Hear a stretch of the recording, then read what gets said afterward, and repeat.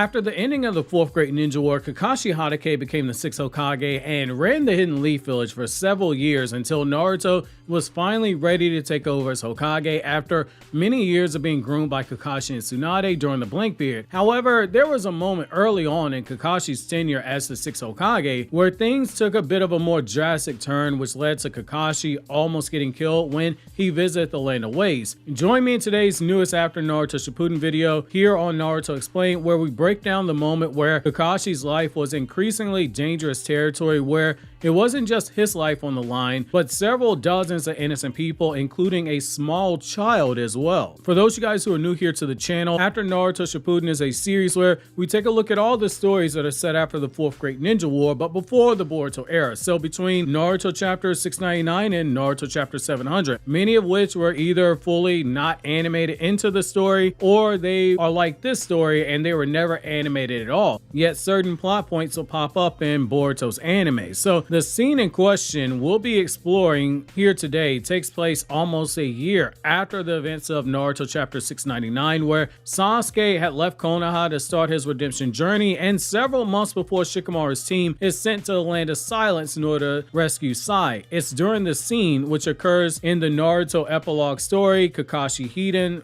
Lightning in the Frozen Sky, that Kakashi is now faced with a very uncomfortable set of stakes where his own life is in danger. So, as previously talked about, the Tsuchikage from the Land of Earth has already made it clear to Konoha that if the airship that Kakashi's on travels into their airspace, regardless as to the fact that Kakashi, the 6th Hokage, is on it, they'll have to blow it up because it's going to put his village at risk, and he has duty as the Tsuchikage in order to protect it. Because the airship Kakashi's on, it has explosives that are powerful enough to basically nuke the Hidden Stone Village. The problem is that the airship in question has been taken over by 2 siblings from the Land of Water who have been hiding out in the Land of Waves, one of which escaped capture when Naruto was hunting down that cult that was able to experience Madara's infinite Tsukuyomi, live their dream world, and believe that Madara's way of doing things was the correct way, tearing apart the shinobi system, a system built on the backs of winners and losers, and replacing it by force in order to force change upon the ninja world. These siblings, they've begun killing innocent and wealthy people on the airship, more so the brother doing a lot of the killing, and they have threatened to continue doing so until Konoha meets their demands, which they specifically state as a warning: if Naruto Uzumaki is ever seen flying towards this airship, they'll blow the whole thing up and kill everyone on board. Against the advice of Might Guy, Kakashi heads back onto the airship to attempt to rescue more of the passengers, but he's now run into the issue of both of these shinobi. They have cornered him before he can rescue any more innocent people. This time it's a small child who is on the verge of dying, who is caught in the crosshairs in this situation. The 2 shinobi in question are a woman named Kaio, who was able to match blows and briefly place Kakashi on the defensive when they fought, even avoiding his purple lightning based combo attacks, and a brother Rayo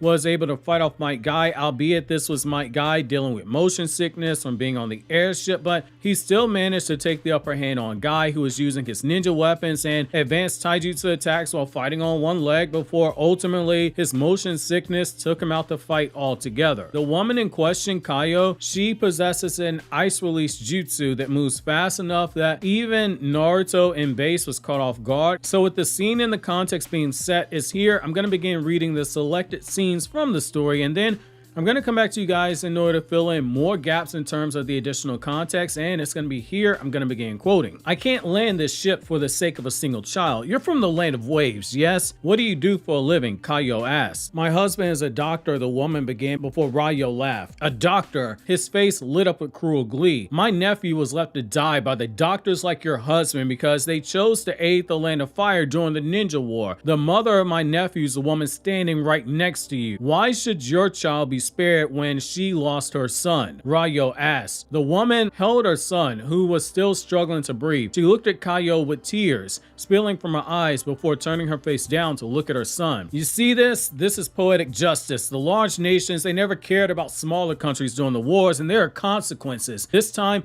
it's our turn to leave your child to die, just as the doctors like your husband left her child to die," Ryo said before shrugging his shoulders with a laugh. Listening to the laughter as the boy was struggling struggling to breathe made Kakashi's ears ache and his blood boil. Kakashi lowered his eyes to focus on Kaio. She didn't move. Her long curly hair cast deep shadows on her now maskless face. She was struggling. Before he stepped forward behind the pillar, Kakashi confirmed the shadow a size ink bird outside the ship's window. "You will not let that child die," Kakashi said. Kakashi Hatake, murderous bloodlust, immediately surged to Ryū's veins. "You just don't know when to quit, do you?" Ryū said. Kakashi looked past him to his sister Kaio and was looking deep into her eyes. "Kaio," Kakashi began, but she ignored him. "Remember what you said to me before, that I could never understand the pain of a person who watched their child die? You're right, I don't, but you know that pain. Do you want this woman to endure the same thing that you did?" Kakashi asked. Kaio's body stiffened and froze, her eyes watered. "Kaio, I'm begging you, save this child's life. Save that boy," Kakashi pleaded. "You fool! This time, we're definitely gonna send you to the afterlife. This fight won't go like the last time," Ryū screamed.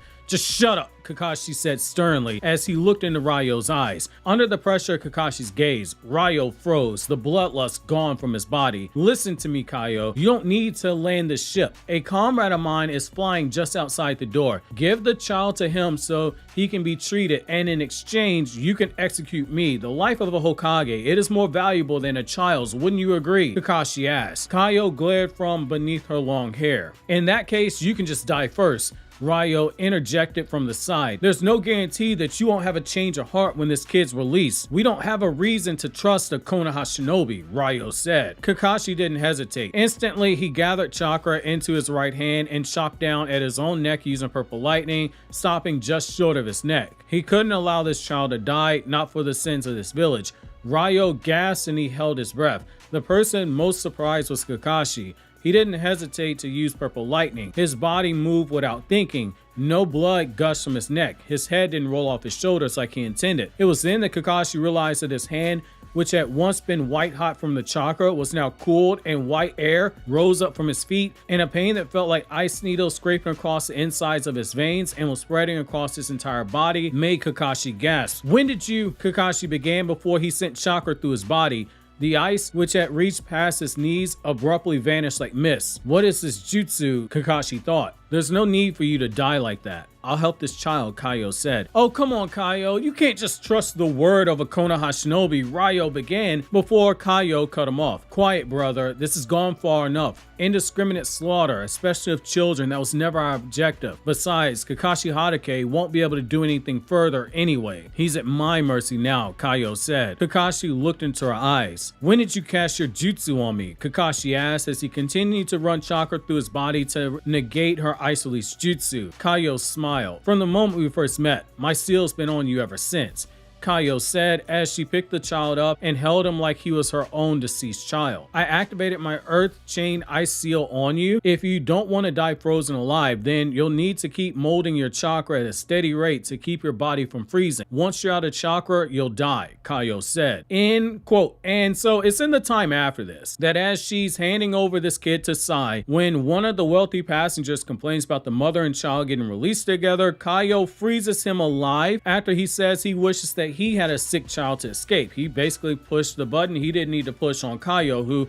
lost her child to an illness. It's at this point that Kakashi, upon realizing that Kaio can be reasoned with and that she does feel remorse for what she's doing, that Kakashi begins to engage with her, specifically asking her how her child died, how she got to this point, all while trying to use the information that he gained from Naruto's report, from Naruto's brief encounter with Kaio, and trying to distract her so he can find a weakness to her jutsu. Kaio reveals that, like Zabuza, she wanted to overthrow the 4th Mizukage, and so did her husband, and she heard the rumors that Yagura was being controlled by someone via genjutsu, but as an ice release user, she was eventually hunted down like Haku's family, which ultimately is why she fled with her toddler son. She reveals more of the details that would eventually lead to the Funato clan war arc in Boruto's anime, while also revealing details about the time where the Hidden Mist village was known as the Blood Mist village, like how Yagura would have missions handed out based on status of the family, with lower status people such as herself being given dangerous missions where death was expected, and even reveals that the infamous academy exam where children were fighting against each other and having to kill each other, it had a loophole baked into it. Children from wealthy families, they didn't have to participate. Lower class people like herself, they were sent out to fight proxy wars in the Land of Water against clans like the Funato clan, all in order to satisfy the feudal lord and to stamp out some of the rebellion from clans like the Funato, who did not agree with the way that the Hidden Mist Village and the way that the Land of Water was continuing to build on expansion, which, as we all know, if you watch Boruto, you know that that all came to a head in a massive wide-scale war where both sides were incorrect. And when the purge of the Ice Release user specifically began, she fled the Land of Waves after her husband's death following Zabuza's failed rebellion, because her husband was a huge admirer of Zabuza, a huge supporter of Zabuza, and he ended up dying shortly after that rebellion. And so she fled to the Land of Waves as a rogue ninja, hoping to raise her child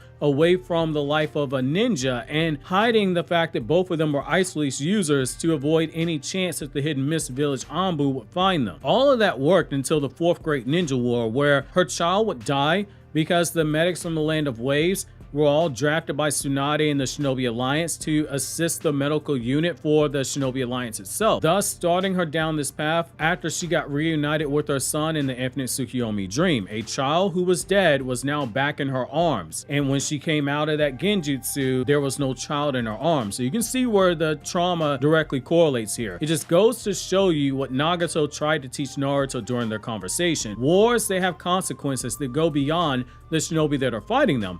But also, it shows that Kakashi, whose body acted on his own, was willing to give his life for the life of a dying child, because he understood what Asuma was trying to teach Shikamaru. The children, they are the future, and they are the true kings on the chessboard. The Hokage isn't the king like people think. The Hokage can be sacrificed for the king. And seeing Kakashi willing to give his life for a child who reminded her of her own son, that is why Kaio used the seal on her jutsu to trap Kakashi and agreed to save the child. But now he's in a position where he has to release a steady flow of chakra continuously unless Kaio removes the Ice Release sealing jutsu on him, which was placed when she appeared to be a helpless woman who Kakashi caught from falling early on in the story, and she placed that seal on him without Kakashi even noticing, all while flirting with Kakashi. However, that's gonna be it for this installment of After Naruto Shippuden. Click here to see more videos from the After Naruto Shippuden playlist to cover more stories like this one, or click here on the left to check out my new Chainsman chapter review on